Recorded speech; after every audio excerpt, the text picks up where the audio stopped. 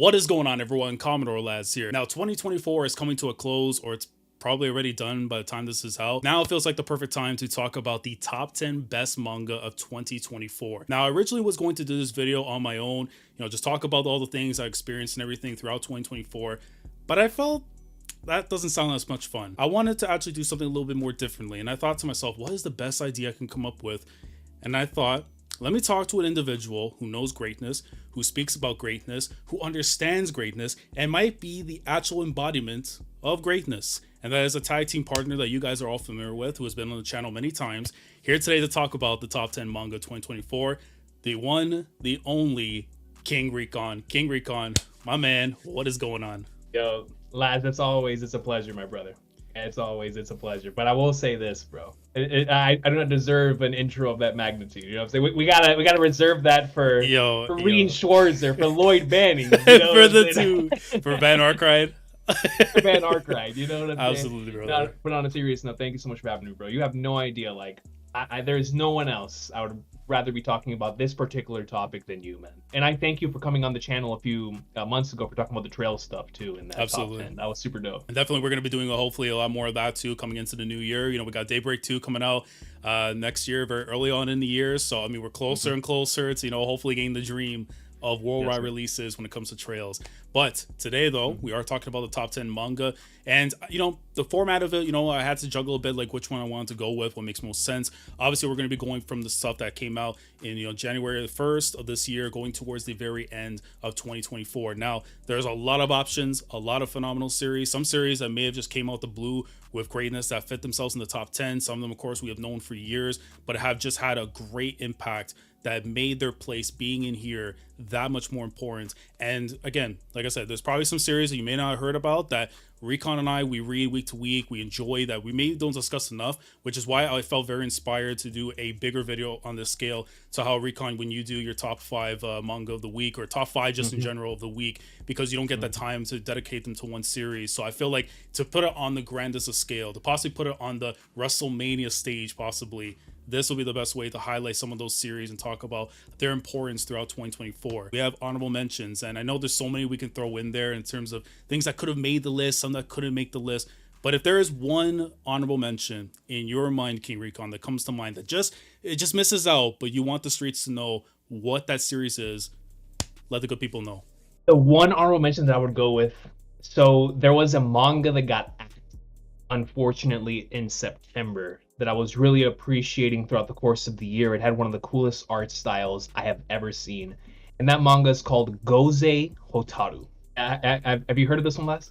I've heard the name like here and there and stuff. Like it's been, so trying to keep up with all the Jump stuff has been difficult too, because you have the new guys coming in the door, out the door and stuff. Yeah. But I think that's a name that's come to mind. But tell the good people exactly why they should have kept an eye on that. Goze Hotaru was a series. Let me go and find the actual name of the creator here, so I can give him proper credit. But it did end with the 24th chapter back in the beginning of October, and it is Ko Tosaya's series. I don't want to say anything in regards to the plot or what it is about, because I think it is such an important part of it.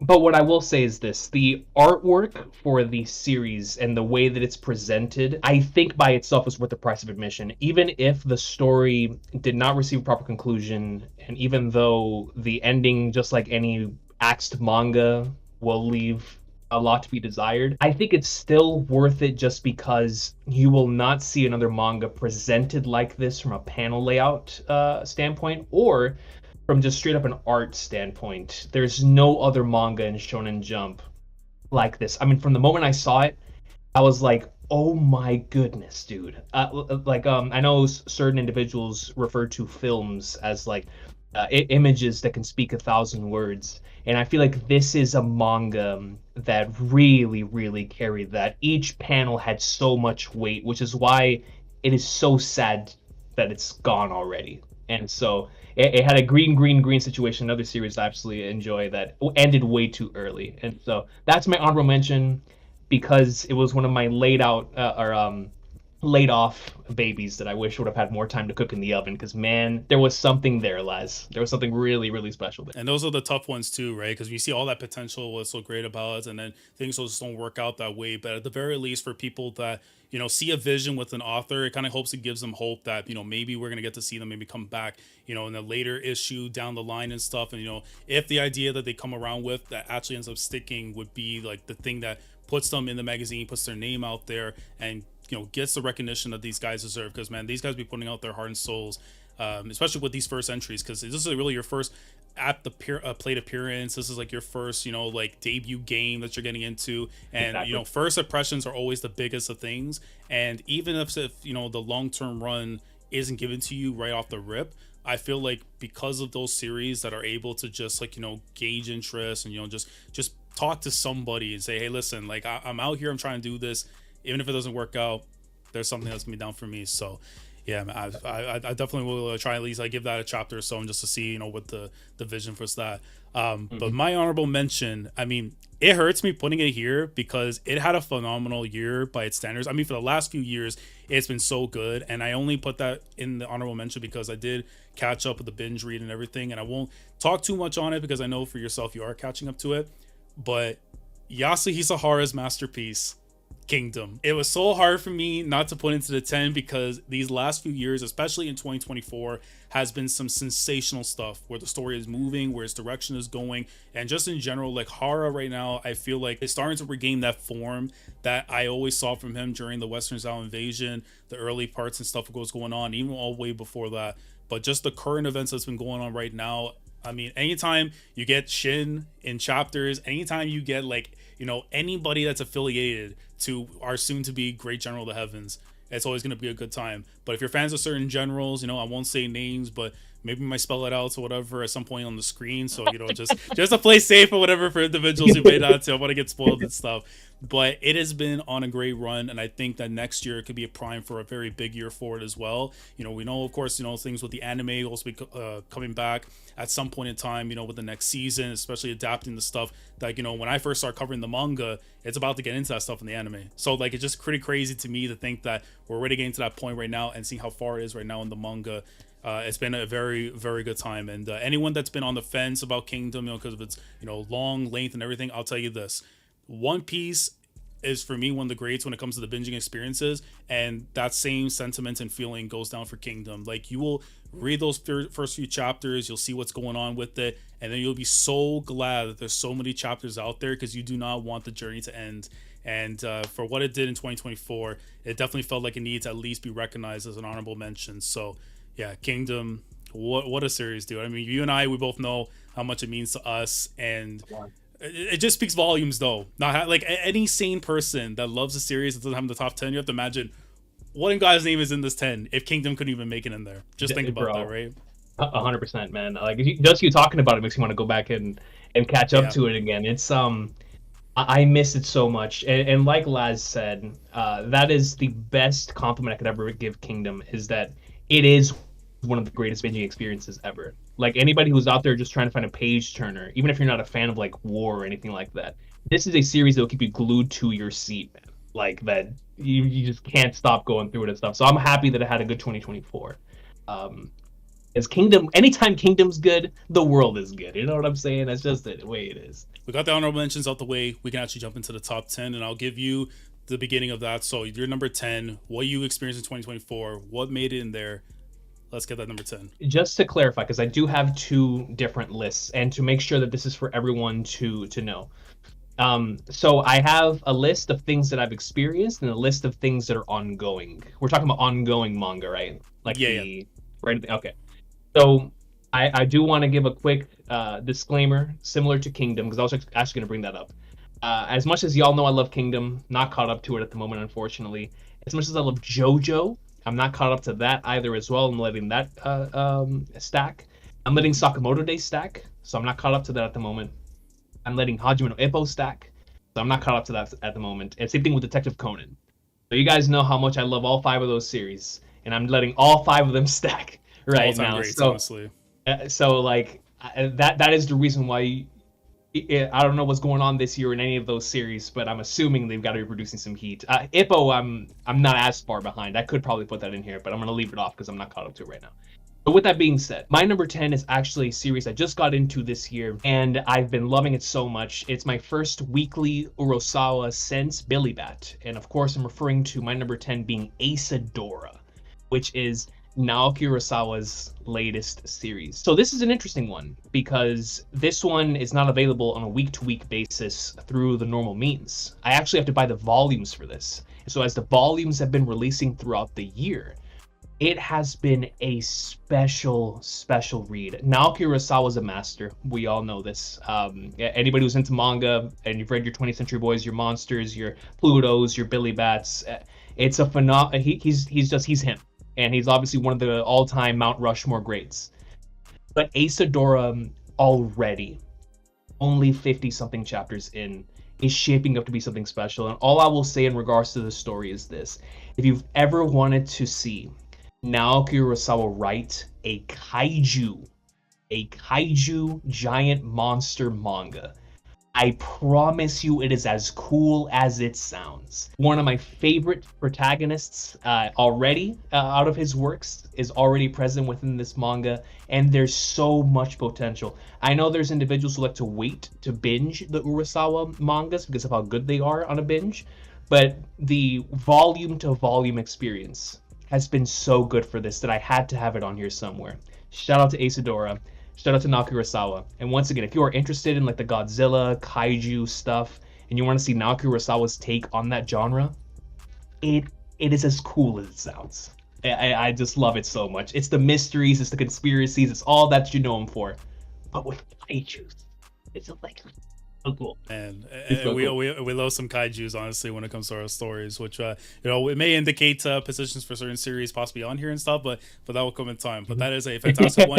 Asadora, to me though, like I really like that one as well because I actually have the volume somewhere in the top, probably near the 20th Century Boys and stuff over there. But that was when I wanted to read through the volumes too, because that was really the only way that you were able to read that series and stuff. And I feel like Urasawa was one of those authors that you kind of have to like experience their stories via the volumes instead of like, chapter to chapter, what comes out in the magazine and stuff, because that's probably the best way you want to experience his writing, because not only the fact that you get a entire volume of, let's say, 8 to 9 whatever chapters, how many there are there, but at least you get to see like how he has a start point for what he wants to do things and how he wants to end them, and it makes you excited to go ahead and read those next volumes. Whereas some series, it's like you're reading things but you don't know where like the cliffhanger crazy parts are going to come and then what to expect in the next volume. So yeah, but that's that one is the one I need to get definitely catch back up to as well, because I really love the premise for it and just the setting and just everything about that was really dope. So I like that one there.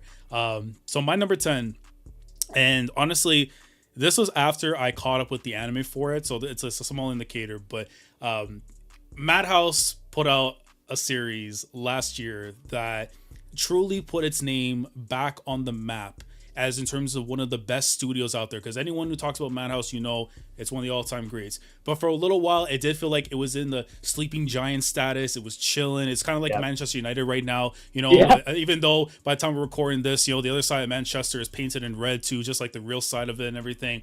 But there was a series that came out that I decided to read the manga for because it was so good with the anime content, and the manga content right now is on another stratosphere, possibly whenever we get that season 2, because you know what happens in a Journey Recon, what we look forward to it, the beyond end of the journey. I am talking about Free Rin, bro.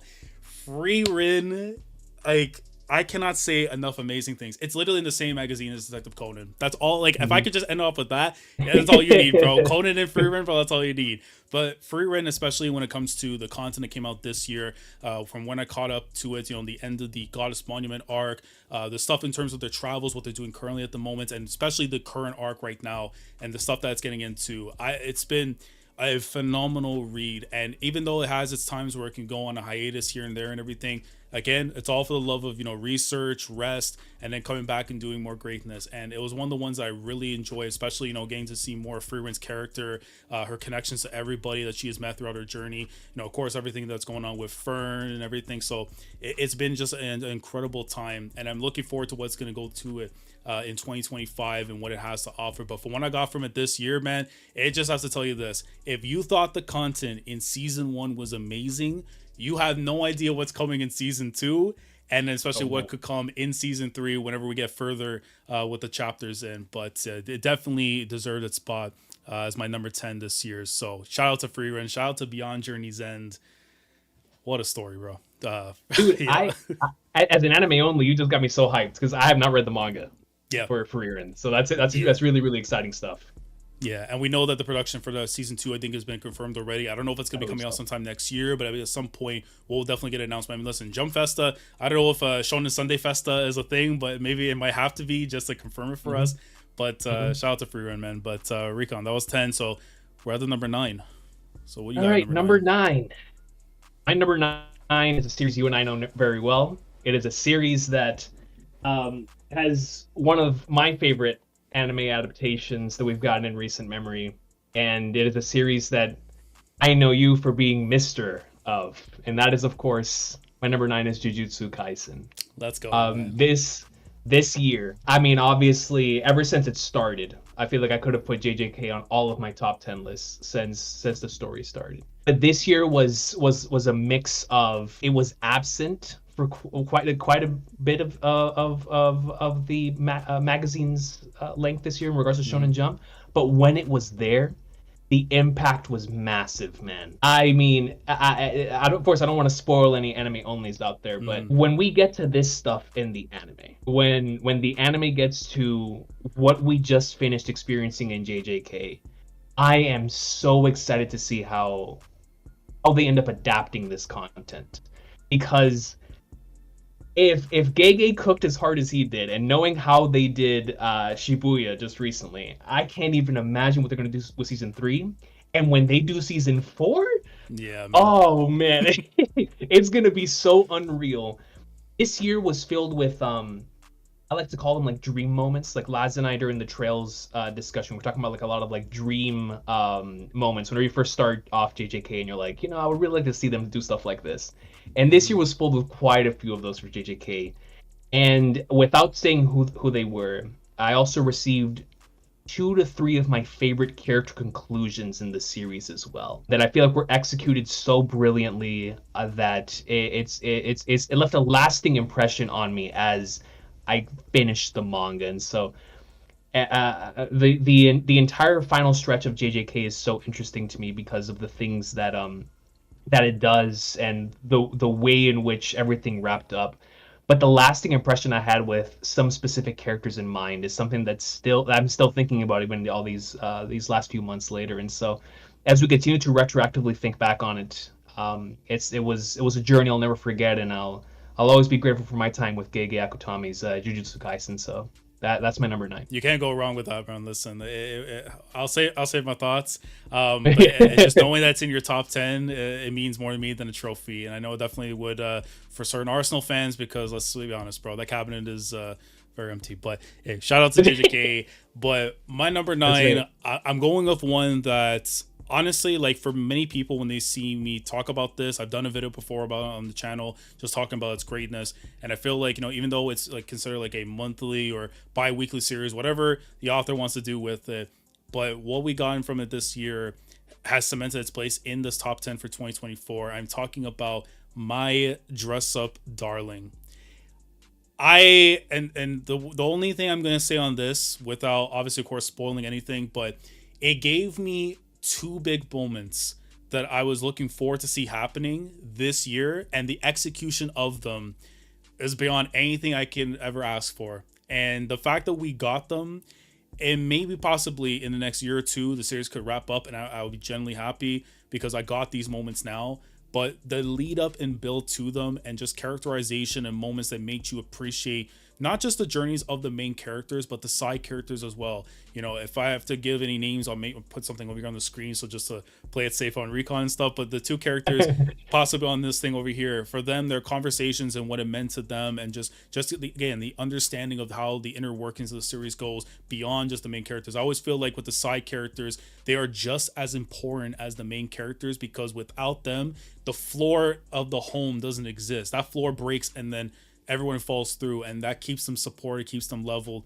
And the way it was done this year for certain characters, helping out the main characters in Gojo and Marin as well, was just superb, bro. And this year especially, like I said, gave me the two moments I was looking forward to, and just off those alone, definitely warranted its place in my top 10 at the number 9 spot. So shout out to my Dress Up Darling, phenomenal. I need that season 2, and now even more than life, I need that season 3, because that season 2 is gonna be sensational, but season 3 in particular is gonna be like, oh, that's gonna be my FA Cup like this summer. So it'll be brilliant. So shout out to my Dress Up Darling. So we got the number 9. Now we're going into the number 8 position.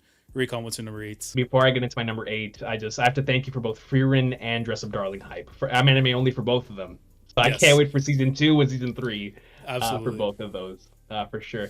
But my number 8 is another series you and I are both very well acquainted with. It's one that I absolutely adore, and it just recently got an anime adaptation that has been absolutely killing it, and that is, of course, our beloved Ao no Hako, the Blue Box. Greatness.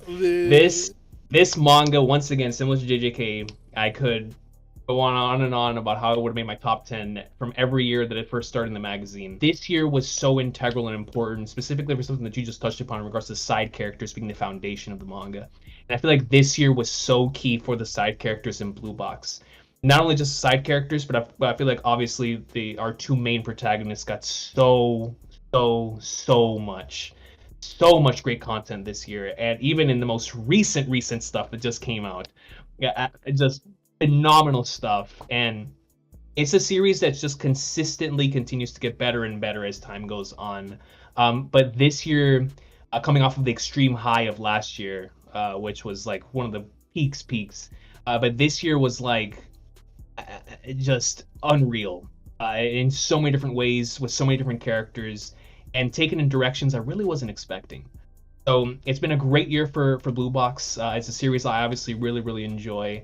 But similar to your thoughts on Dress Up Darling, when we get season 2 of this, or I'm sorry, the next core of this, as well as the season 2 and season 3, it's gonna be so good, man. And I can't even imagine what 2025 Blue Box has in store, considering the context we have from this year. So shout out to Blue Box.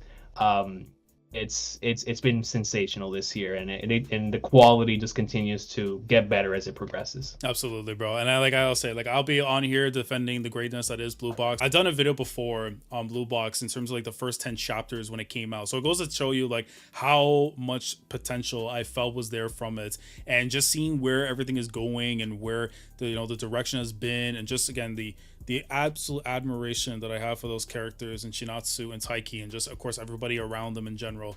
Like I'm gonna say my thoughts for a little bit down further and stuff, because I could go on for as long as possible there. But my number 8, it feels so weird putting it here because the magnitude of the story itself is so huge, and I feel like obviously of course next year could be a big chance that it could end up wrapping up. But I'm talking about Makoto Yukimura's masterpiece, Vinland Saga. Vinland Saga, to me, even as a monthly series, is it's worth the wait. I think that's the best way I can English it and stuff. But Vinland Saga for me was also another one too, where if I look at the chapters that came out in January to where we are today, I felt like the story has moved on in such a good way that you can see that the challenges and struggles that Thorfinn is going towards in his dream of Vinland, and knowing that the price of freedom is steep. That's a quote that we know so well when it comes to Final Fantasy and everything, right? Yes, but you feel that even more with Thorfinn's journey. And I mean, obviously, of course, you could talk about from the very beginning of the story to where we are now, but just from this year alone, you really see it being tested in terms of trying to build alliances, trying to be able to take care of his home, his ideals being challenged, and even being like in his mental state being told like, maybe this is not going to work out. Maybe you have to go back and become that man you used to be, that kid that was so consumed by violence and destruction. But knowing how much you wanted peace. You wanted to be able to prosper. You wanted to be able to just enjoy life, especially with the people that he's around with, man. Without saying the things that we don't want to say, but it just, he knows the values. The way Yukimura has gone about and done everything there in terms of trying to, like, challenge the readers in terms of seeing, is this character really going to go back into it or not? I think this year has done a great job for it. And of course, we don't know if there's gonna be another chapter, possibly to conclude the year by the time this comes out. But going into next year, I do feel like it's going to be the conclusion for it.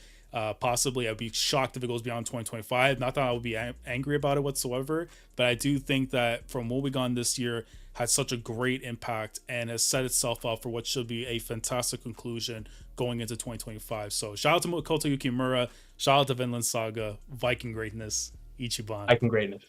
Yes, sir. Dude, I'm so glad you brought up Vinland Saga because I forgot to add that in My Hero to my list of things I was waiting to catch up on. I'm still fraudulent on My Hero because that ended and I need to catch up to it. But Vinland Saga, I've been waiting for that to end so I can catch up to it too. Because man, I miss Vinland Saga, man. I really do. As someone who loved the anime too as well, I was like, the manga is what really pulled me. Like, when the legends of End of the Prologue, when you hear those words, your worlds change, galaxies change, mountains are moved, man. So it's like you're going from NXT to Raw right there. You know what I'm saying? It's exactly what it's going to, bro.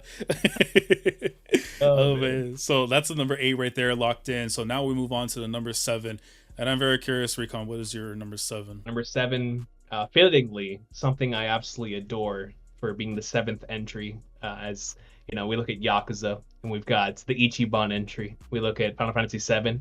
Cloud Strife entry, you know what I'm saying? So now number 7 on my favorite manga of 2024 is that Hanta Toyobu.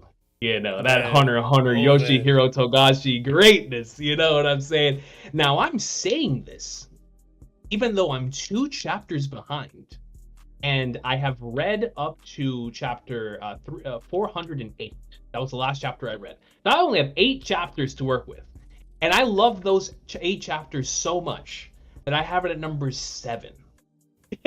Number 7. Crazy. Yeah. So, you know what I'm saying? So, like, this, obviously, Hunter x Hunter means the world to me. It is one of my favorite series ever. But specifically this year, it really meant something to me because of the characters that were being focused on. So, the characters, of course, I don't want to go into too much detail, but if you are a fan of the Spider, you know what I'm saying? If you are a fan of certain characters associated with the Spider, Flash, my beloved card game master, if you are a fan of those characters, this has been the year for you. And so because of that, it has been the year for me. This has been, like I said, even without completing it, one of my favorite stretches that he's done throughout this entire Dark Continent expedition. And it has been so much fun, to the point to where, from card games to the intensity of like those York New City-esque sequences, no matter what Togashi decides to switch to, it's always good. And I've just really appreciated this segment in particular, considering how good the last segment was, that it had some of my favorite stuff in the entire series. To immediately come off of that, continue the greatness, and show us all these different POVs that are just all so intriguing. But yeah, man, shout out to my card game master. That's my MVP of this of this run with of course the Spider. You know what I'm saying? So shout out to Hunter x Hunter. Yes, shout out to a certain Nest. We won't mention the name here, but he's loved and greatly appreciated. A good man. Right. But you know what's hilarious, Recon? You say the Hunter at number 7. It's my number 7, bro.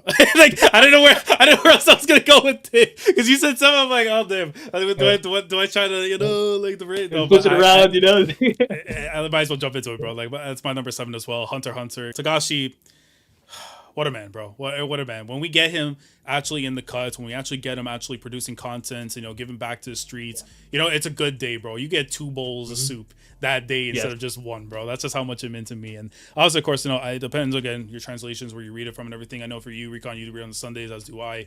And honestly, man, like, just those Sundays, knowing that I had those chapters to experience, whether it be, and I think we could safely talk about it too here, not like too much in detail. Won't speak about the recent stuff that you have missed out on too, but just in stuff in terms of where things are progressing progressing in terms of the Black Whale and the Succession contest and where things are going, things that we're starting to learn more, that there's going to be more important value, not just only with, the spiders and stuff with Crollo and everything, but just with the likes of Hisoka, with the likes of the Kaken Empire, and of course the game master, the card master themselves, Morena. You know what I'm saying? I gotta say her name, bro. I mean, I don't want to be beat. I want beat. But regardless of all that, though, shout out to Morena. The bits that we have been getting in the story and stuff in terms of her and just everything that's been going on right now, some of the best stuff that we have gone in the stretch of chapters that they've come back from hiatus. And I'll tell you this right now, we know from the storyboards and stuff, there is a lot more chapters that Togashi has in the tuck. And whether we get them in 2025, whether we get them in 2026, doesn't matter when it's going to happen. If he wants to finish up, Final Fantasy in that time, or he wants to finish up Dragon Quest, whatever it may be, all I know is that whatever those chapters come out, coming off this next hiatus, they're going to be sensational. But the ones that we got in this year in particular, I'll tell you this, if we had gotten a few more chapters, it was definitely going further higher up the rank. And that just tells you a testament there. Like from 401 to 410, just think about that right now. It's only at number 7. The more you add, the better it gets, though. But it was great enough to get in the number 7 spot. Shout out to Togashi, of course. Hopefully he gets better from the surgery and all that. Because, bro, the world is a better place when Hunter x Hunter is around.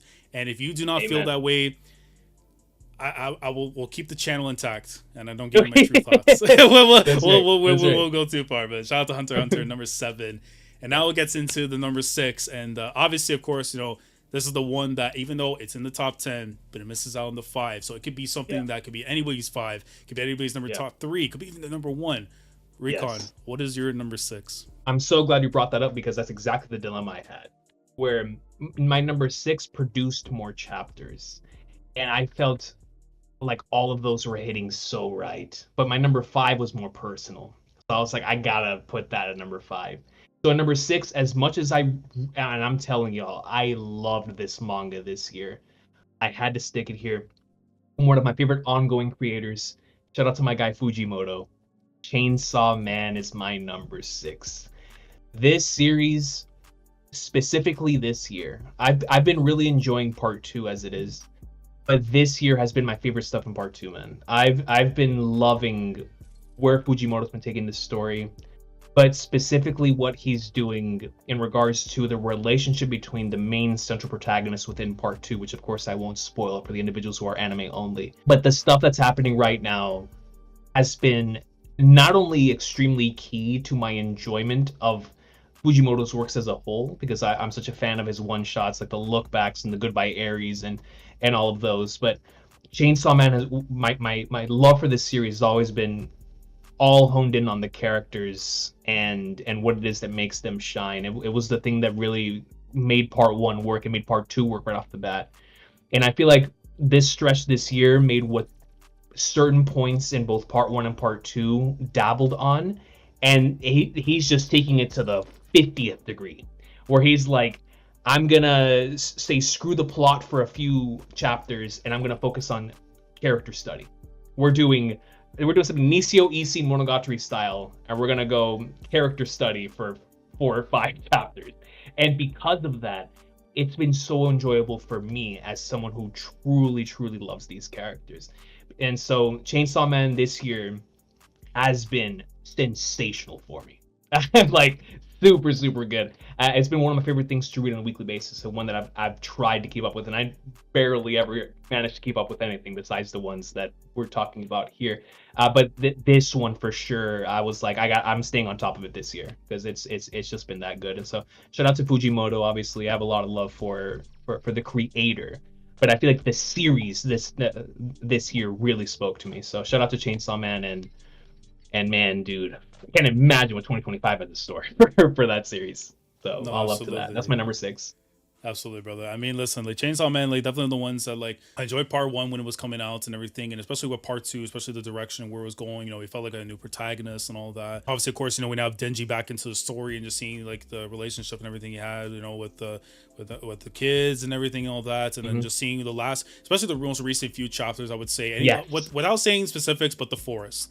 Anything to do with the forest. Kokora Force, I don't even know, bro, like from Zelda, but that's the best way we could probably put it without saying the specifics. But it's been very, very good content, I will say. Definitely, it definitely has some challenging stuff in terms of you are a fan of a certain character, a fan of them or not, or whatever. But it's definitely been one of the ones where, like, how like you leave something on the slow cooker and you're hoping it ends up being a good meal and stuff, and that's what I feel like it's been going towards too. So I definitely think it's a very definitely top pick right there, and it probably would have definitely been, I think, in my honorable mentions had I actually remember that. I've been reading it weekly too, so so shout out to Fujimoto there, and hopefully 2025 definitely will be a big year for them, because they are definitely they've completely changed my viewing of them as an author, especially when it comes to the side stuff that they were doing as well. Like Look Back is an obvious one too, and just the projects that they were working on prior to coming back and commencing afterwards with Chainsaw Man Part 2.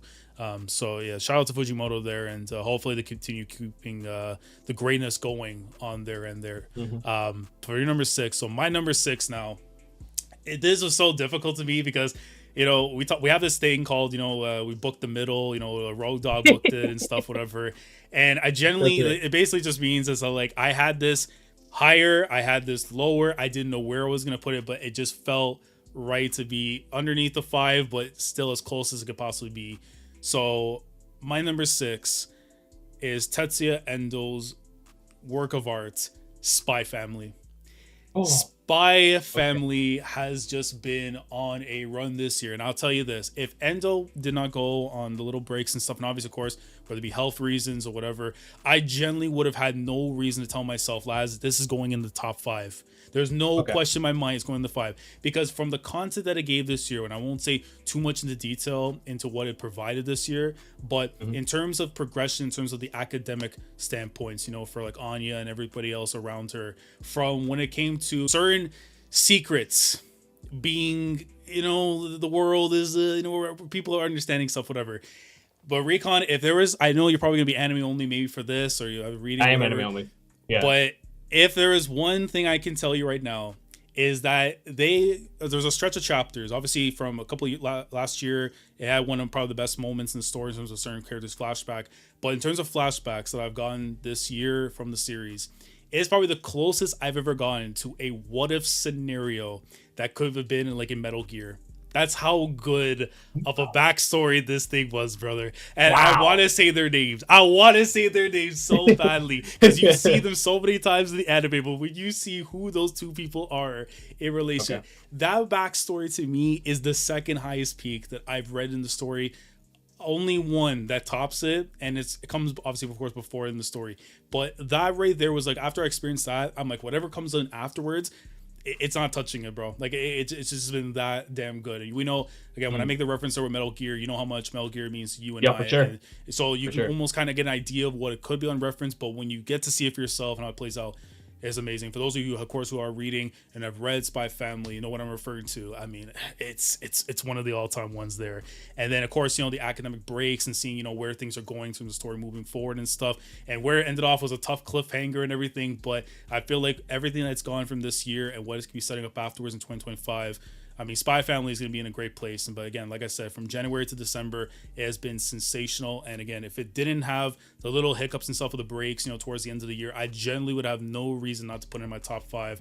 But it's good enough to be in number 6. Shout out to Spy Family. I'm looking forward to the next chapter dropping on December 23rd, hopefully. But if not, we are going off on a bang in 2025, as we should. Dude. Man, so now that's Frieren, Vinland Saga. I'm trying to remember the other one that I was. It was Dress Up Darling. Yeah.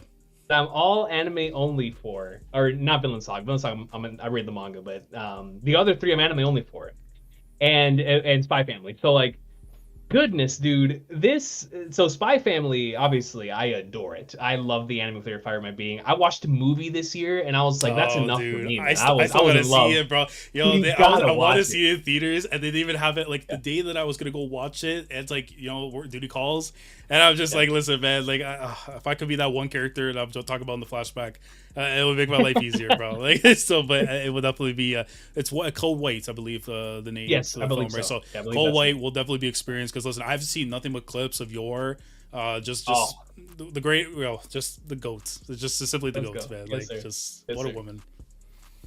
Yes, sir. Shout out to Spy Family, man. What a great series. Absolutely, What a brother. great series. But so that was the number 6 we got in there. So now that means we're in the top 5. The top 5, the one now this is different, bro.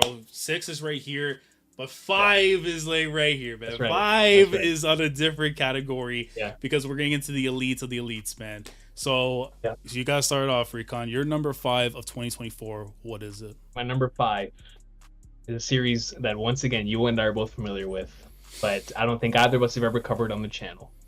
It is the romance manga that I've come to love so much throughout the past couple of years. And that is in the sensational. I thought last year was incredible, and it was. It probably was the best. Similar to what you were saying with Spy Family, with like last year was the peak, this year was like sort of like the resolution coming off that and greatness there. Mm-hmm. But this year was so good personally. For more than a married couple, but not lovers, man. That is my number 5. And dude, the manga, I mean, the beginning of the year / the end of last year gave us like one of the greatest chapters ever. And then from then on, it's just been like the resolution of that and the aftermath of that. And it's just been banger after banger after banger.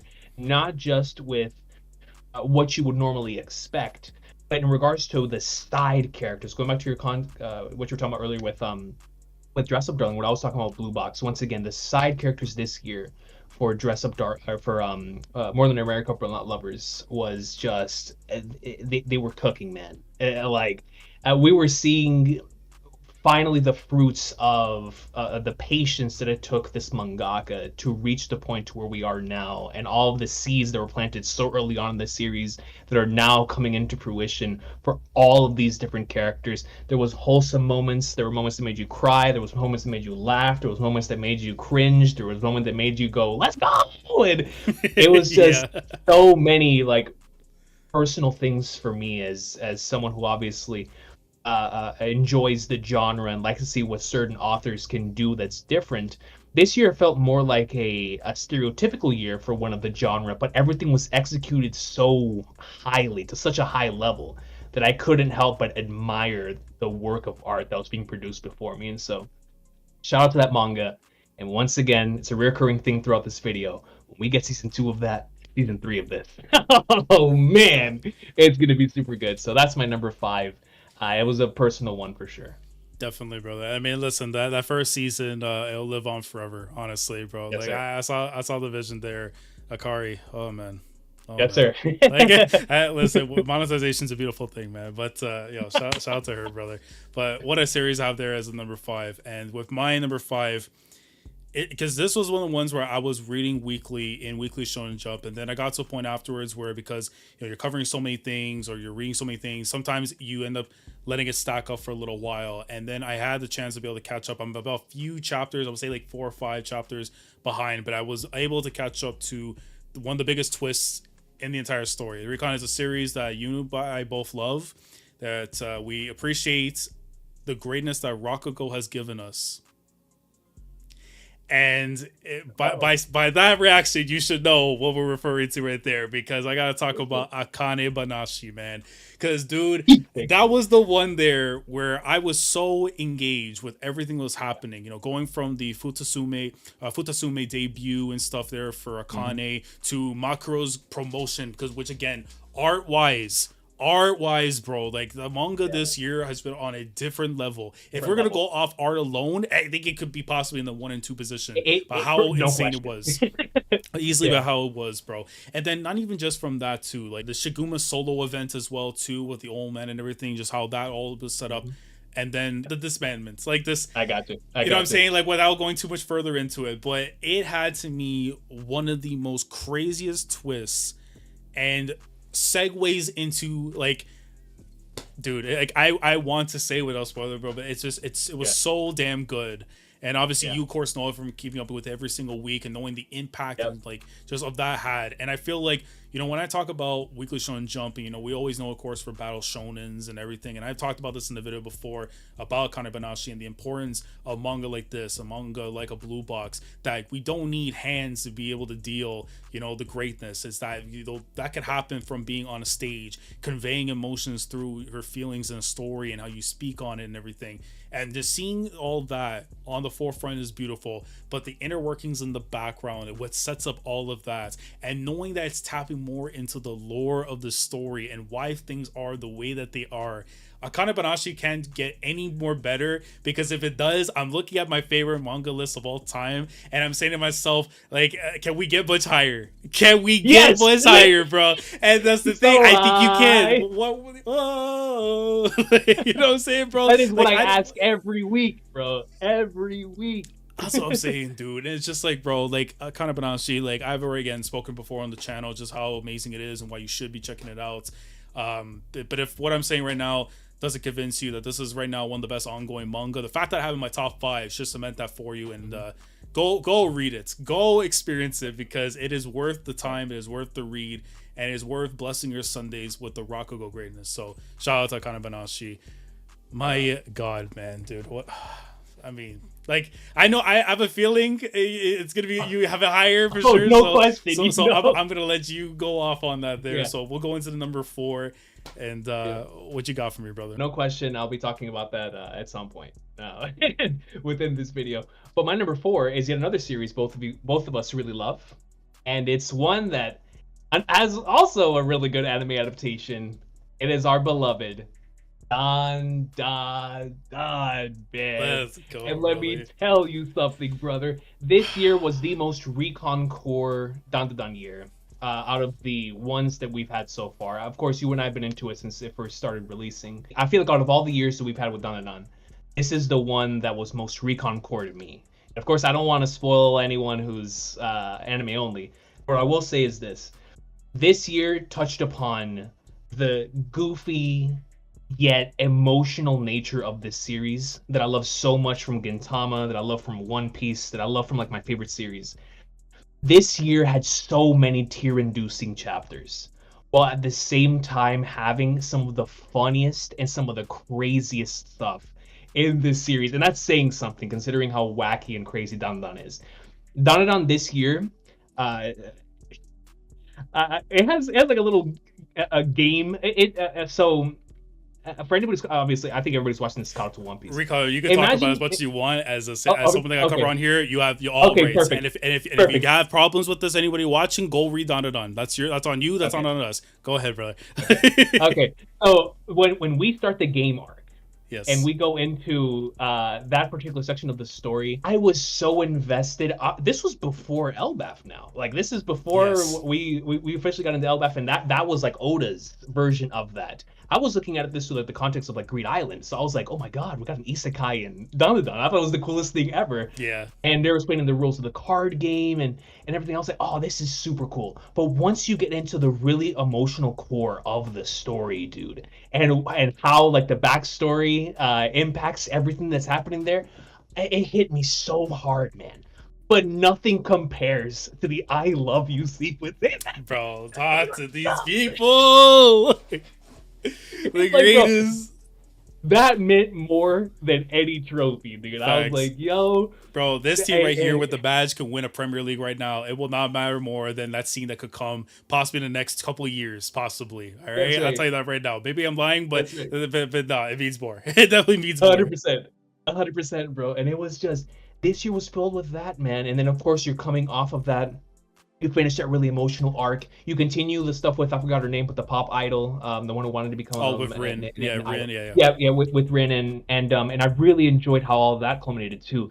But then you get one of the biggest mysteries that comes in there as well. Whenever you turn that final page, you get the open spread, and it says, do you know what Dan is? Yeah. Or like, have you ever heard of Dan? And it's like, bro. What the flip? It's like, what are you talking about?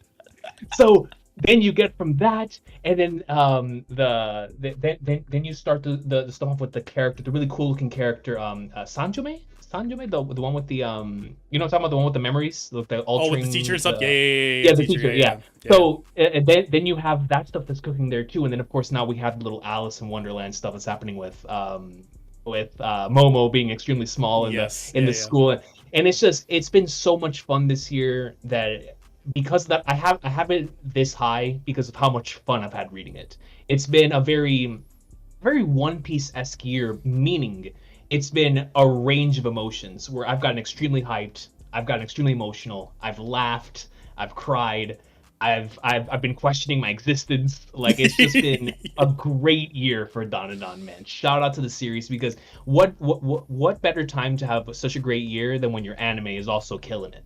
So it's Exactly. just been a fantastic year, and you chose a perfect time to start covering the series too, man. It's been a great. It's the same feeling I think you and I have, Recon, when it's like we love and appreciate whenever an anime does come out, but when nobody's talking about the manga, I feel like it's an insult to humanity that Mhm. nobody's speaking on the greatness of that author's work. And that's why I, you Yeah. know, my connections with Haikyuu, with JJK, with Kaguya-sama are so strong and deep because it's like I want people to realize just, as great as these animes are, the mangas are just as much important. And Donadan Yeah. felt that exact same way for me. And I took like a spite or felt personal that Mhm. not like a lot of people talk about it. Even if you go on YouTube Yeah. right now, everyone talks about the anime, but no one be talking about the manga. So I gotta, Yeah. I gotta be out there. I gotta be flying the damn flag. I gotta be Okuran. You know what I'm Read saying? it. Like, you know what I'm saying? Yeah, exactly. I gotta be out there with the team scarf and everything, bro. Like, you know what I'm Yep. saying? Like, Yep. Team Seiko. Yep.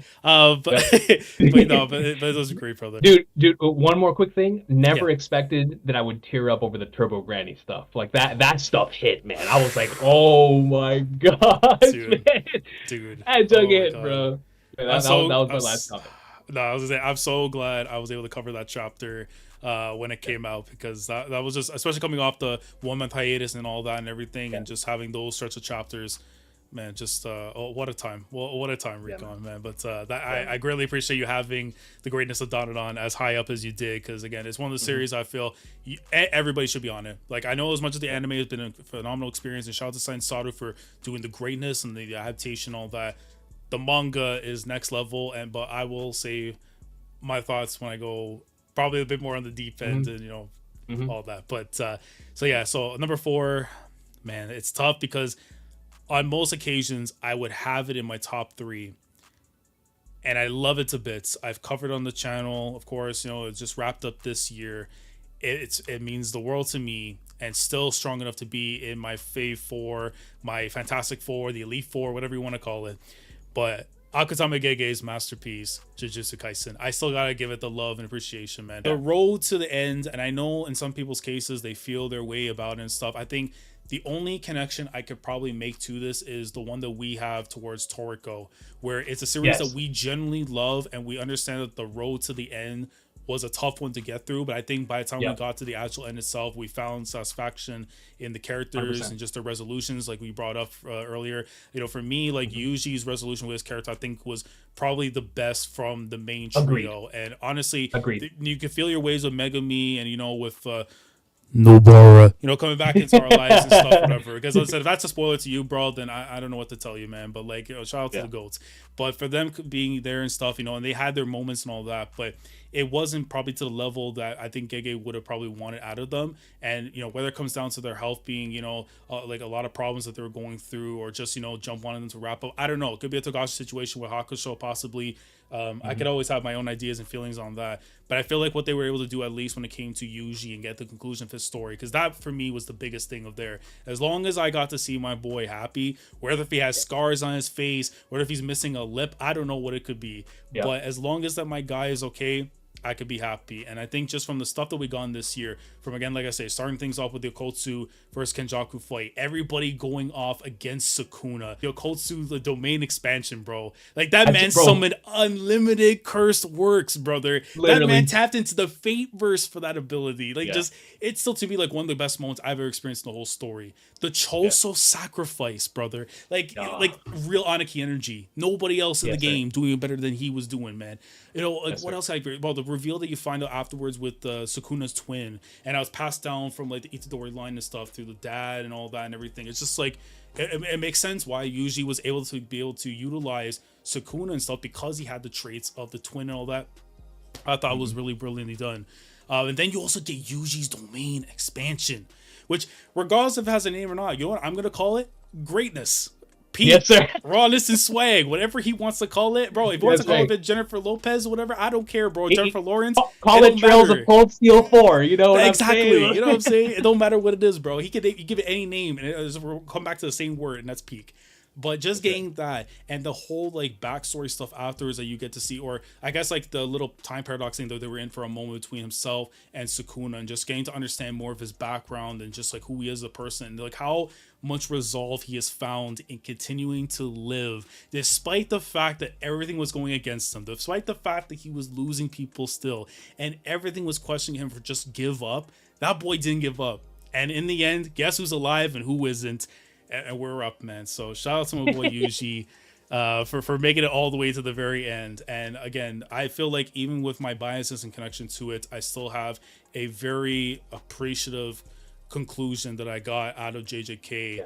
And honestly, like I wouldn't be me if I didn't have it in my top 5, because then you would generally think, you know, this man covered it and have it as high up, but it was still a great time, and I am looking forward to seeing what Gege is gonna have hopefully in the years to come. You know, what they want to do the next series afterwards, whether it be a weekly, bi-weekly, whatsoever. I think just from seeing what we gotten this year from it, will in question, will have different opinions and all that. But this is a man that in his first series was able to hit 100 million copies in circulation. And not many can just do that. Not many can just go and make a series and have a foundation and do that. And the fact that it continued into its last year, where it's still the best selling manga.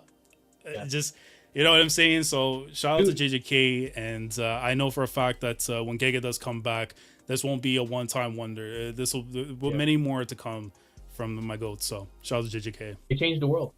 JJK, honestly, for the past 2 years, it has been the #1 talking point in the anime and manga community, in the community and out of the community. It transcended anime and manga for in both the manga and the anime, and it takes very, very special generational talent to do that. It was incredible, dude. So that's and oh my god, I miss it, bro. But that's the number 4, and that means we're going straight into the top 3. And I'm very curious. I feel like there's a few series we probably haven't talked about that may end up sneaking their way in here, and I'm very curious to know what that will be. But Recon, for you, what was your number 3? This one, when I first started making the list, and honestly throughout the year, I've had the same top 3. It has not shifted. They've all been cooking throughout the majority of the year in ways that are specific to me. So when I was making this list, I was like, these are the 3. Then everything else has like the road dog. You know what I'm saying? Everybody else is fighting for the Intercontinental title. Everybody else. You're funny, bro. But these 3 were always the world heavyweight champions. I was like, now the question was, where do I rank them? Mm-hmm. And even when it comes to ranking them, I feel like I'm pretty confident in them. All of these have had 10 out of 10 years for me, but starting off my number 3 is the greatest football manga of all time. Man. Ladies and gentlemen, my number 3 has been the magnificent, the phenomenal, owl-flipping Ashi, man. Dude, and let me tell you something, dude. Obviously, I'm not going to go into spoilers for this one. But what I will say is this. He took off the shades, bro. Like, it's real. It's so real. It's so real. It's so real. You have to, just lock it. Bro, last year's chapters were the closest that a sports manga made me feel to Haikyuu and Chihaya Furu. And I say that with Haikyuu, Chihaya Furu, Ashita no Joe, and Hajime no Ippo being like my 4 emperors when it comes to sports manga. And of course Slam Dunk and those. I love those 2. But I hold them in such high regard that Aoashi reading last year's chapters and binge, that's what that felt like to me. This year's chapters in weekly, oh my god, bro, the character work, the impossibility, how I'm sitting here as even today thinking, how in the flying flagnards are the characters gonna get out of the situation? Very Hirohiko Araki-esque with its approach in not necessarily how Rocky handles it on a grand scale, but how he does it on an episode to episode scale, where Araki creates like these miniature stories where it's all about, okay, how does character A get out of the situation? And that's been so much Awashi this year, where each individual character has been placed in such an impossible scenario where they're like, holy sweet mother Flagnards, how do we get out of here? But it hasn't even just been that. It's been legendary flashbacks. It's been incredible character moments and motivations. It's been questioning what in the flying Flagners is going on, while the art is also accompanying that. So the art will go into like, oh my god, dude, what is going on? Matching what the characters are feeling. But then the visual imagery is matching the character's energy. And it's like, oh, inject it, man. And it's been such a sensational year, and the crazy part about it is it's just been elevating. Like, we start off the year, it was great, but it's just been getting better and better and better. And right now, where I'm sitting, the best chapter of Awashi just came out last week, and so I'm waiting for the next chapter, or not the best chapter in the entire series, but the best chapter that came out this year. It dropped last week, and I feel like what's about to happen is about to be even better than what just dropped. And so it's just been sensational. This manga, I cannot sing its praises enough. And this is coming from somebody, like I said, that values sports manga is probably my favorite genre in anime and manga. And Awashi, to me, is one of those bold tens. It is sensational. And I truly, honestly do hold it in that haiku tier of, you gotta read this if you have a soul and something that strikes a chord in your being, man. It is such a fantastic series. Awashi, that's my manga right there. That's my number 3. Dude, you completely floored me, because I was just thinking like, what is he gonna have there? And the reason I say it floors me, because shout out to Awashi, because again, one of the greatest football series that's there. Having said that, I am a fraud on my own end, because I have not caught up with it. I think I'm around like somewhere in the 280s around there and everything. Okay. And I always loved the binges and stuff for it. But then it's like at those times where you want to find the right time and setting. I feel like, especially for any series that you love and appreciate and stuff, it's one thing to kind of just go through those chapters, but especially for something that means so much to me as football, like the sport itself. And like for years, I was a Whistle enjoyer, bro. Like Whistle was my favorite sports, like soccer, football, anime, manga. And it's like, it was tough because I enjoyed it, but it didn't reach the levels that possibly you can get from a football series. And then knowing that Aoshi exists and its capabilities of being just that, I felt like I found that series. And again, once I finally get my little, winter break in and everything, my time is going to be dedicated to catching up with one of the best sports series right now going today. So I greatly appreciate you putting it up there and reminding me that, I need to stop being a fraud and catch up to it, bro. Because the world needs to know that Awashi is the truth. If there's any other series, that, I mean, I'm not going to say its name on here because it's haram, right? But like, I know apparently made into the top 10 and stuff, but sometimes bad decisions could be made in the business too. But shout out to Awashi for getting in there, and I'm looking forward to catching up with that one in due time. But my number 3, funny enough, has blue in their name, but it doesn't have a lock in it. In fact, it has something better than a lock. It's called a box. And that box was enough to get into the top 3. What Koyuji Miura had done this year with Blue Box, Ao no Hako, bro, Chinatsu and Taiki, the relationship, all that bits there was phenomenal. But just getting to see everything from and I have it written down here too, from the prefectural quarters, the qualifiers, the second round and stuff, how we started the year with all that, and just seeing we're in the preparations going towards nationals. We get the second year fireworks, and knowing that of course we had the first year many chapters ago, getting to see from the second year around, but knowing that this will be the last time for some of these characters getting to enjoy it, because we're getting towards the end of their time in school and stuff. You get that, you get nationals, and just the surprises and results that come out of it, and where do we go from there to the cultural festival, which by God sweet Jesus, while it gave me cinema, it gave me joy. This of the series this year, and I will say this as a shoot, I fell to my knees reading a certain chapter, which I will leave on the thing, and if you want to know, get caught up. I understand. Because that chapter, I was destroyed. I've never been more destroyed reading a chapter.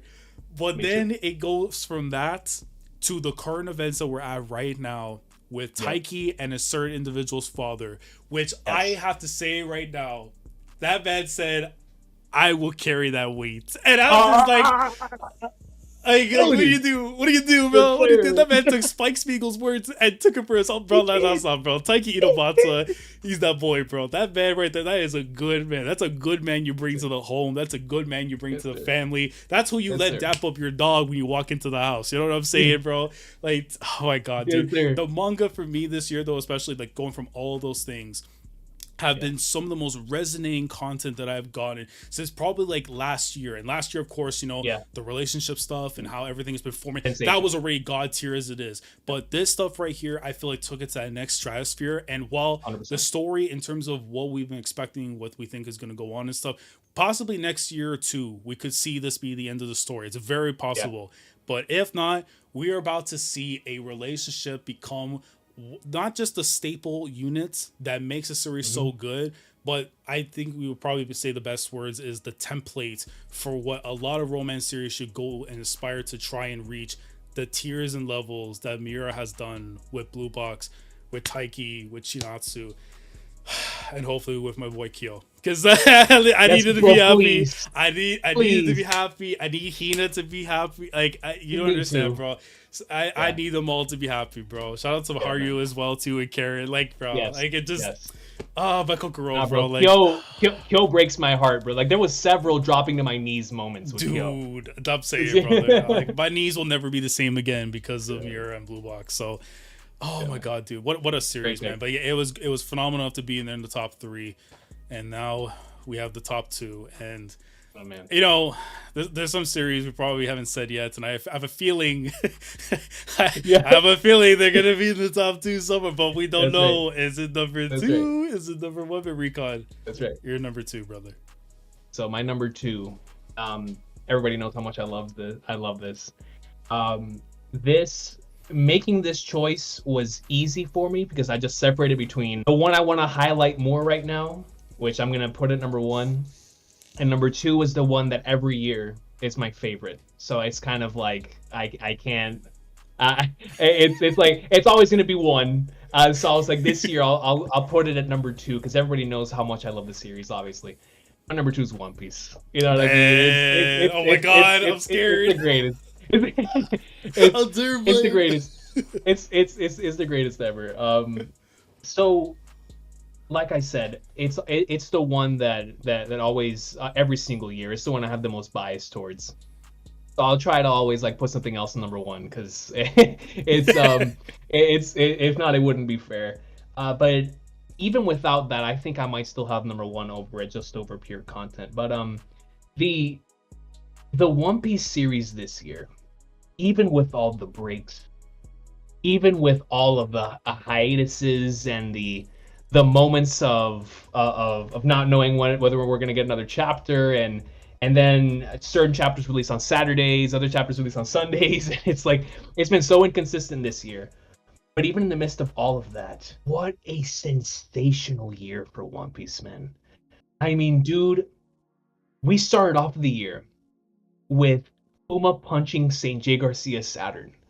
And it just progressively got more insane after that. Like, bro, that was so peak, man. Bro. We go from that, then we get into, of course, the incredible Luffy and Bonnie stuff that started growing there before we get into the Gorosei. They arrive. Who in the flying flag must have ever imagined all five of the Gorosei? I didn't imagine one. Yeah, that's the facts, We bro. had five. Bro. Five in one of the greatest panels in series history. For that to be followed by the craziest reveal slash lore dump in the entire series, where we find out about Joy Boy and the way the world has been sinking and things that the community has been theorizing over for so many years, all confirmed back to back to back to back. And while you're getting this information, you're getting cameos to all these characters you care about, from the ones you care about the most to the ones you care about the least. I saw Foxy in these chapters. I saw Choo Choo in these chapters. I saw Nojiko in these chapters. Like, it was such a great time to be a fan of One Piece, man. And I continuously go back and read those chapters because I just can't believe that they actually existed. I can't believe we got Emmett and Joy Boy in chapters. I can't believe we saw Joy Boy in general in these chapters. We saw his hockey. We saw him send a hockey blast from the past into the future. And it was Bro. like, dude. And in the midst of this, you have the emotional core of the entire arc with Bonnie and Kuma. She goes into Gear 5 in one of the most beautiful moments in series Bro, history. And it's like, all oh, time, can we all time. get much higher? Can And we? then after that, we have the incredible stuff in post Egghead with Saturn getting deleted by Emu, the All Shanks time and moment, bro. Bartolomeo stuff. Then we get to Elbaf, and Elbaf has been, when we got to Wano, I couldn't stop smiling because that was the arc I was looking forward to the most throughout the course of the series besides Laugh Tale. And now that Elbaf is here, it reminds me of how I felt when I got to Wano, except because of how much I loved Wano, the expectations I have for Elbaf are for it to match the amount of love I have for Wano, and so far, that's exactly what it's making me feel. From chapter 1 of Elbaf, when Nami wakes up in Alice in Wonderland, and we have that majestic chapter with so many great East Blue Saga vibes. Going from there to the mysteries that are surrounding up to actually seeing Elbaf tearing up, Loki peak fiction. Then you get one of the greatest chapters in all of One Piece with the Saul and Robin stuff, Yes, and it's like, sir. dude, it's sensational. And like I said, the reason why it's not number one is because my bias will always have a number one. It's my favorite story of all time. It's my favorite series of all time. And I want to give a shout out to other series.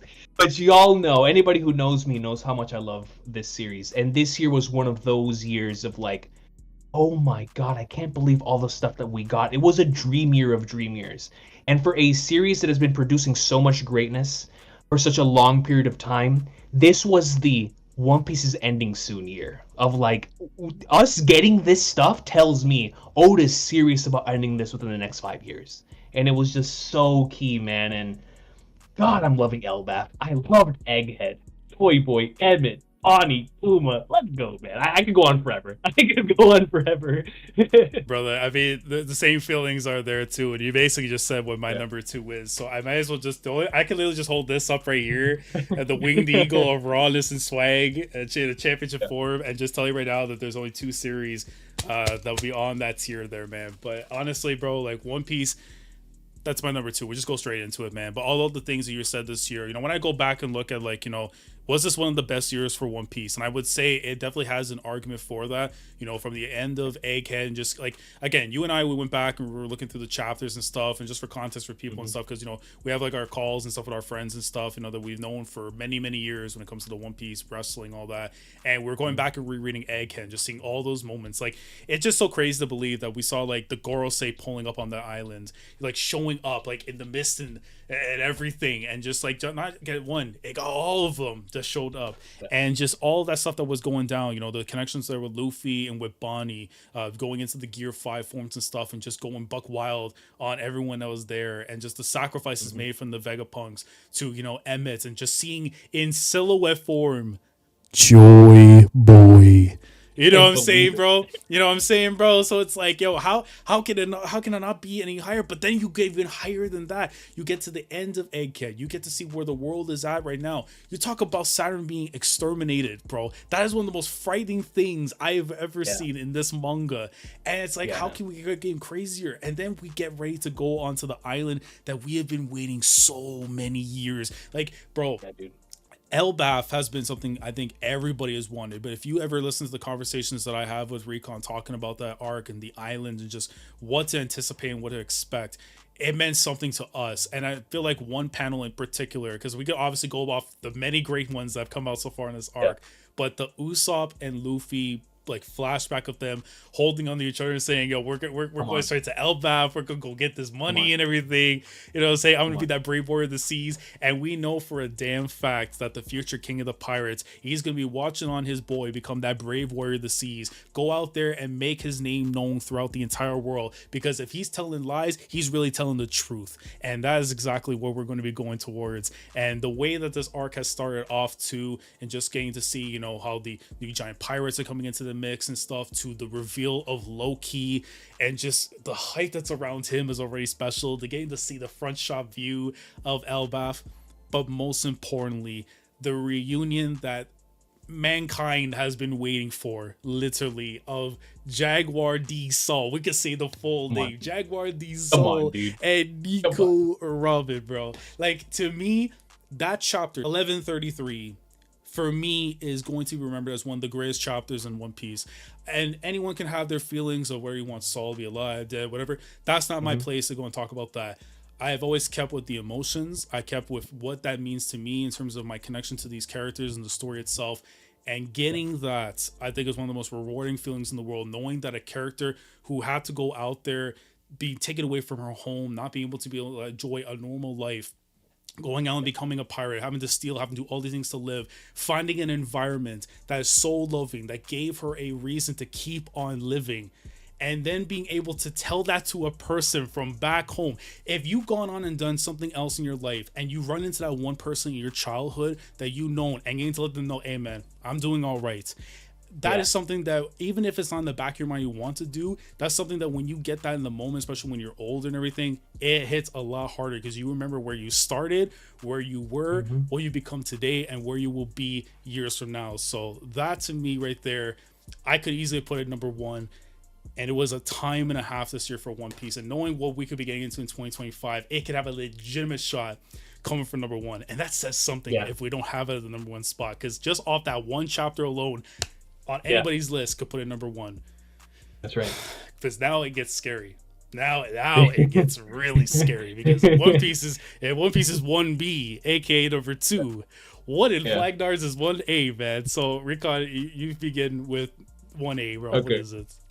Okay. So my number one, it's probably the most personal series that's currently being released. It's the one that means the most to me, in regards to my other life besides YouTube, obviously, which is the creative writing life, the life of telling stories.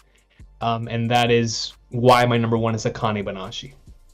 You know, akane-banashi, as you put up the title, bring up the title. It's just akane-banashi, specifically this year. From the very moment that I started reading it, I knew it was something especially made for me. And if you would have asked me this last year, I would have had a similar top two with One Piece and akane-banashi. But this year in particular, going off what you were saying earlier, the content has been so strong. But then I think back to the, let's just say, the last, I want to go like last 20 chapters, and how personal that's been for Akane finding her voice within a world of generational talents. And I feel like anybody in any creative field, whether you're doing YouTube, whether you're writing, whether you're a dancer, or whatever it is that you do in art, can relate to attempting to find your voice and avoid that imposter syndrome. And what Akane goes through while attempting to learn and understand that with her sensei. My favorite chapter that dropped this year, One Piece aside, obviously, because I think 1133 is my favorite chapter that came out this year. But my favorite non-One Piece chapter was 120 from akane-banashi, which is a chapter just dedicated to her and her sensei, that go around having a conversation talking about this very same topic, where sensei talks about, you know, there's certain things that you can only understand through absorbing your surroundings. And if you just allow yourself to have your mind open by any art can fill the soul. You just have to allow it to do so.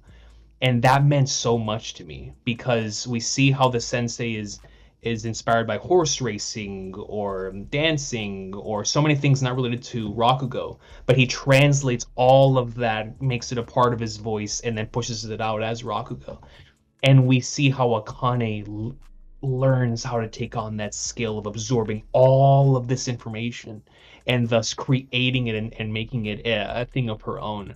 And then, of course, we get into how she and her sensei can perform. But then, what you were alluding to earlier with like the major twist, then we get into the actual story content that follows that has been the void century of akane-banashi.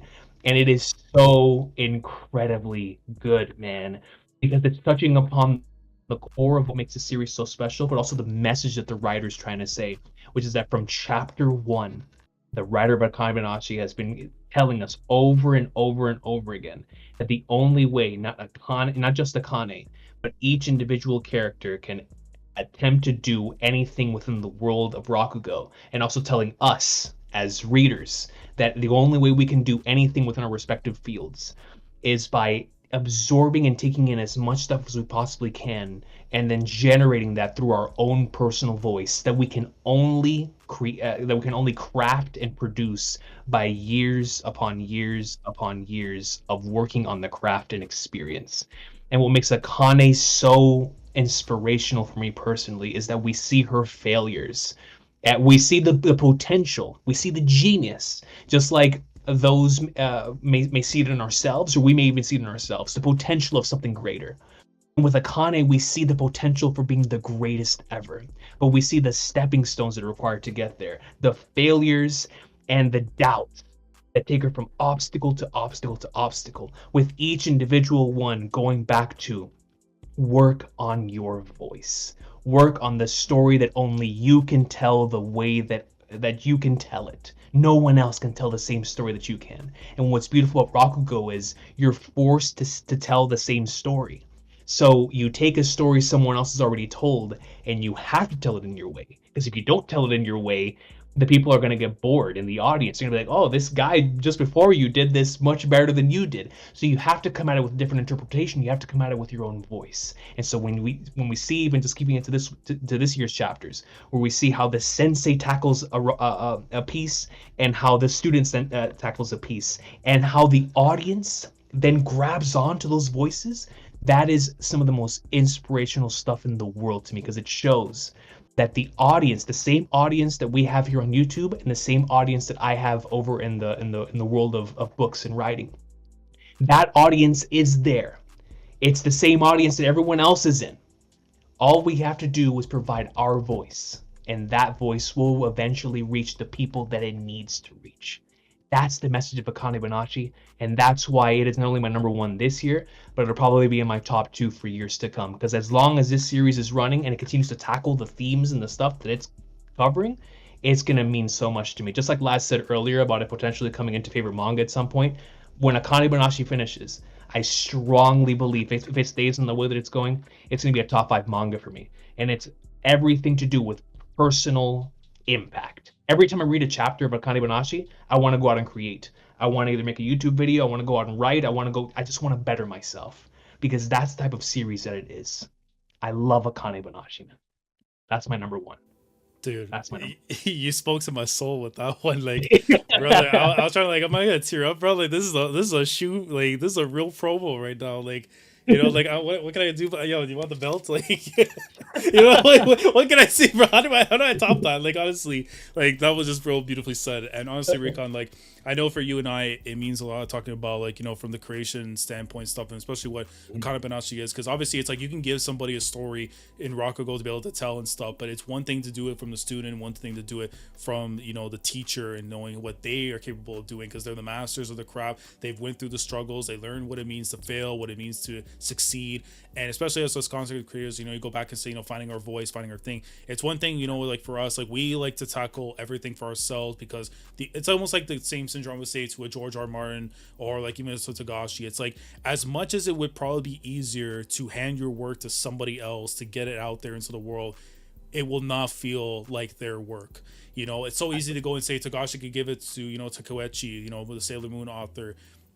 and right, you know, do the arts and whatever and all that. But at the end of the day, it would not be Hunter x Hunter. And I feel that same way with my own stuff, where it's like I could easily go and hand it to somebody else, and they can just do whatever, but it will not be a Commodore last video. It will not be a King Recon video. It has to come from our soul. It has to come from everything that we touch. And, you know, money could always be a different factor and whatever and all that. It would be great.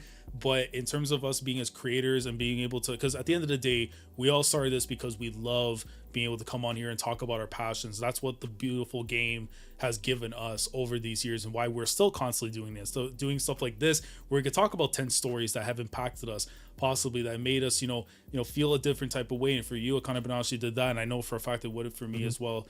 And just, you know, what it means, you know, just as creators, man. Like, I genuinely believe with akane-banashi is that something I think any person that is either going through their own struggles or is looking for like inspiration of some kind of form, I think would come out of reading that story and finding that inspiration that they're looking for, and just somebody to root for, honestly, at the end of the day with Akane. Because when you see how that story starts up and where we are today afterwards, you cannot do nothing but just go and get the damn scarf and whatever and just be like, yo, go Akane, go, man. Like, yes.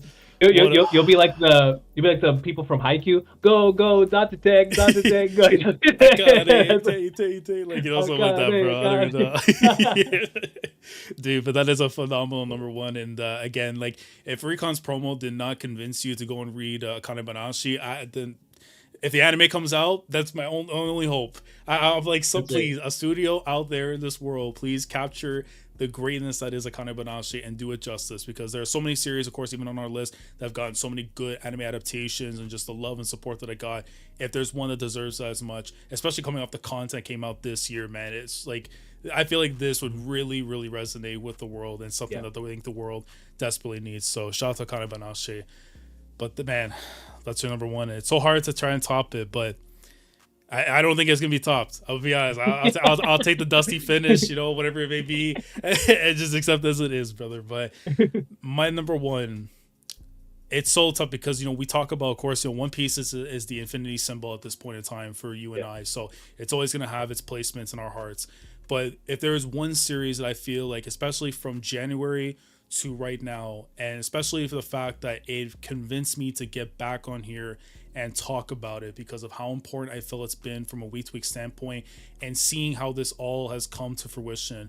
And obviously, of course, you know, you have regrets not being able to cover certain chapters, whatever, but then that's the beauty of discussions, because you actually get to go in full detail and talk about them. And that one series I'm talking about is a series I've gone back to covering by Yuki Nobutatsu, the work of art that is Dadadan.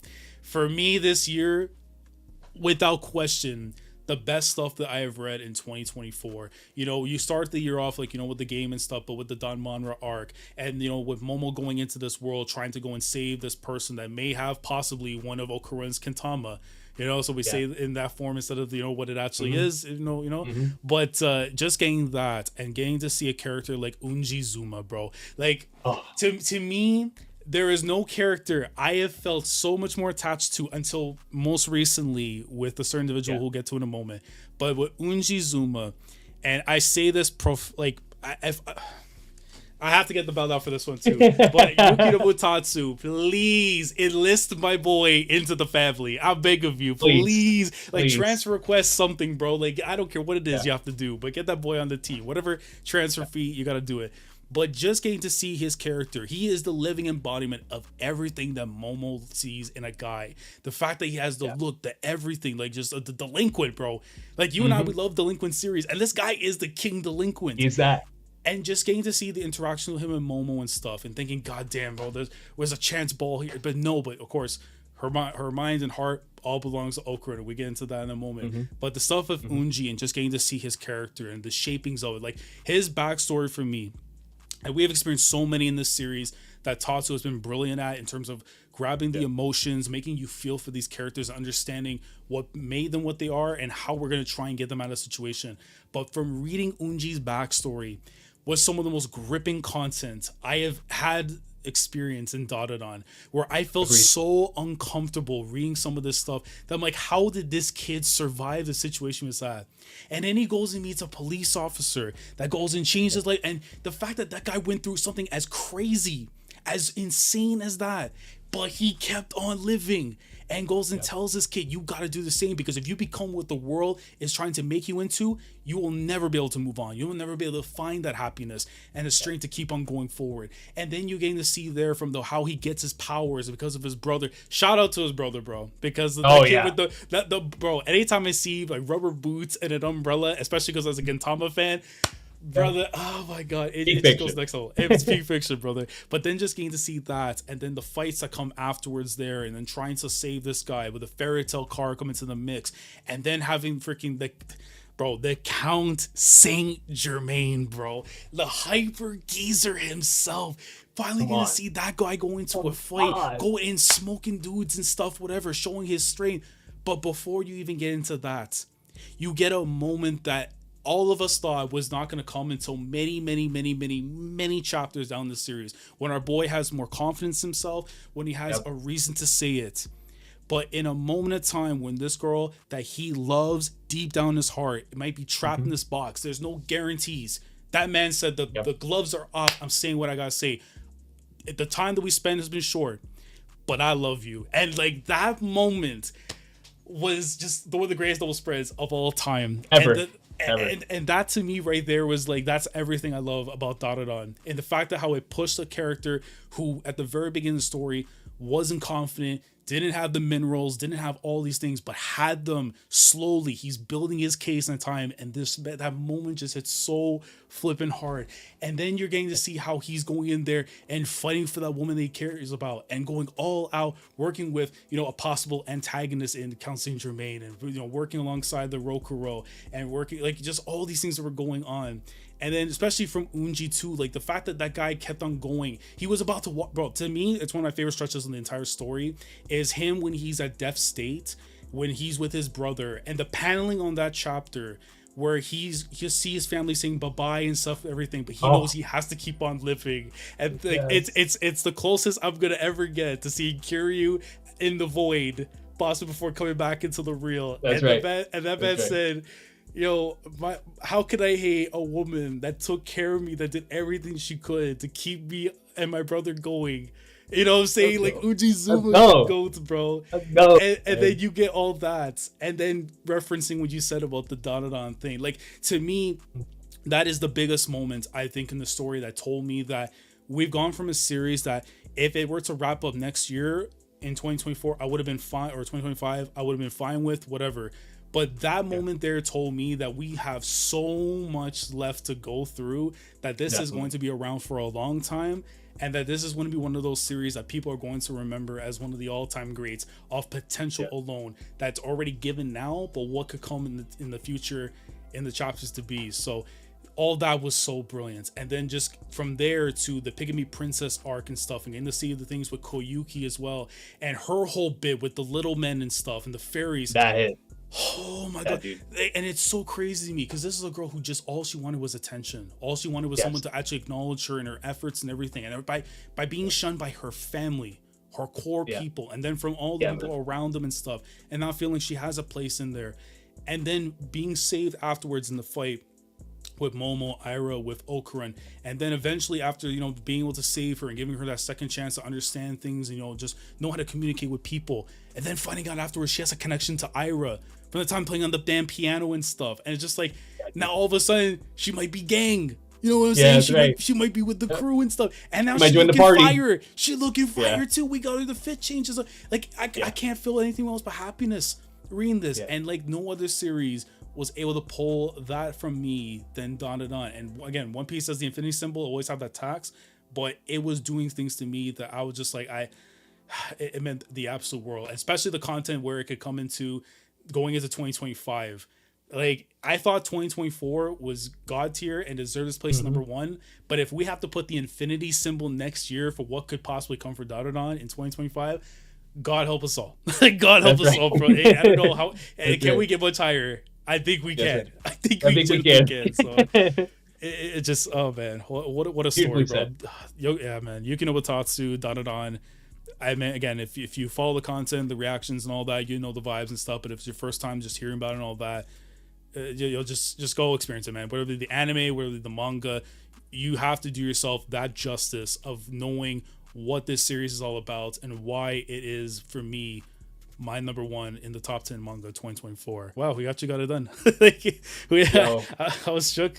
Yo, first and foremost, beautifully said. I could not agree more with so many of your sentiments on Dandadan. One interesting note is that a majority of our top 5 was similar, except for the series that both of us, I think, are trying to, I think it was the series that that we have like switched. Like I had Dandadan 4, you had akane-banashi 5, and then I had I'm sorry, I had Dandadan 4, you had akane-banashi 5, and then of course you had Dandadan 1, and I had akane-banashi 1. Yeah, so I thought that was interesting, and then we both had One Piece 2. Exactly. I thought that was interesting. Especially the fact that we have those series like in such high placement shows that we hold them in high regard as some of the best content that we have experienced throughout the years and stuff, but especially when it comes to 2024. And definitely going to what from Recon standpoint in terms of, you know, the inspirational from the content standpoint, in terms of, you know, just finding your voice kind of thing with the message of what akane-banashi brings out. I feel like with Dandadan, I think it even hits from the human level where it's like, you know, just even if the world is against you, just know that there are people around you that want you to succeed and stuff, but it starts from you. You have to have that belief, and once you have it, it's you against the world, but you're not alone but when it comes to the end of it. So yeah, man, it's just what brilliant series that we've experienced in 2024. And I'm looking forward to possibly doing this again next year. Absolutely.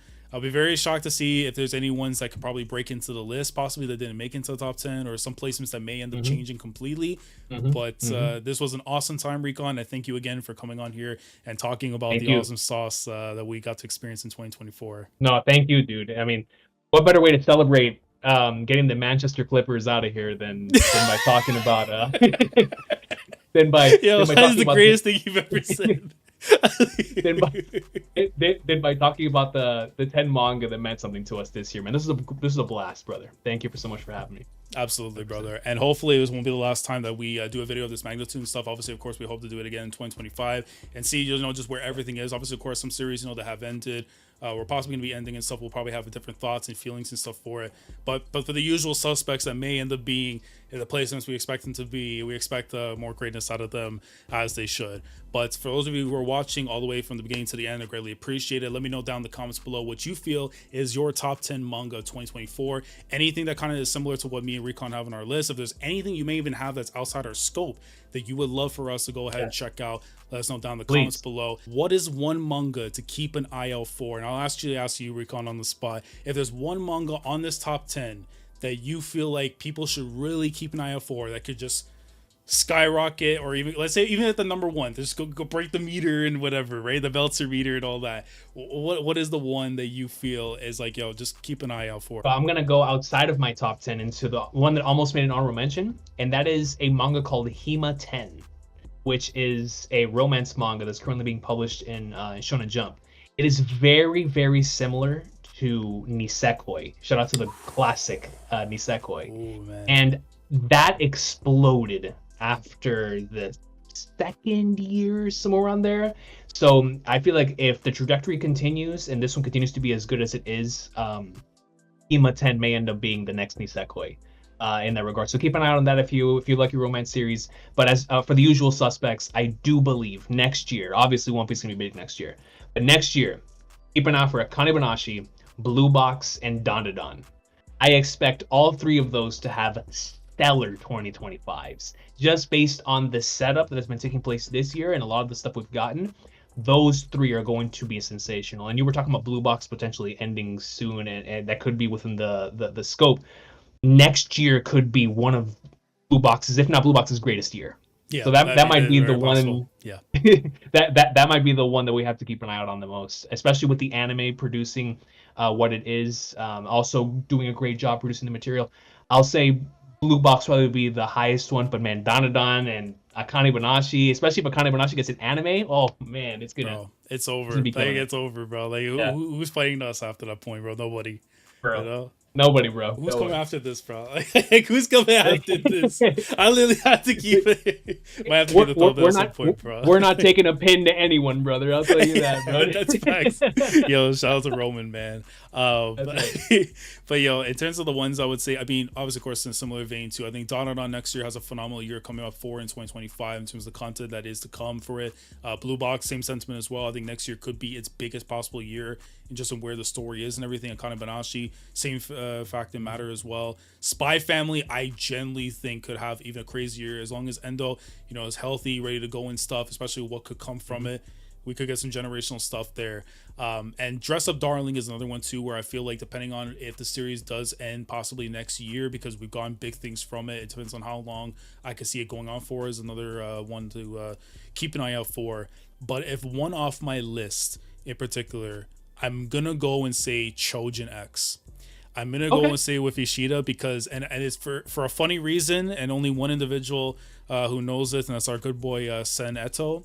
When the day comes that Ishida decides to not give us chapter 48.1s, but instead gives us chapter 48s to whatever instead of these 0.1s or whatever, I genuinely believe it'll be in the top 10. But trolling aside and all that, I definitely do think like from the stuff that has come out from it this year and what it can go into next year, especially the possibilities of it getting an anime, it's definitely going to be one of the ones to keep an eye out for. And just to let the streets know, Soya Ishida never left. He's always been here. And when he is here, he's producing heat. So keep an eye out for him. But again, Recon, thank you again for coming on. I gotta read brother. It. yeah, for sure. Bro, you will love it. Dude. I'll tell you right now, you will love it. The only reason it's not in the top 10 for mine is because of the 0.1, 0.2s. But all that aside, great story. And I'm looking forward to that next year. But again, thank you again for coming on here. And again, guys, thoughts down in the comments below. And with that all being said, we'll catch you guys in the next video. Commodore last signing off. Thanks so much for watching. And as always, take care. Going crazy, yeah, we going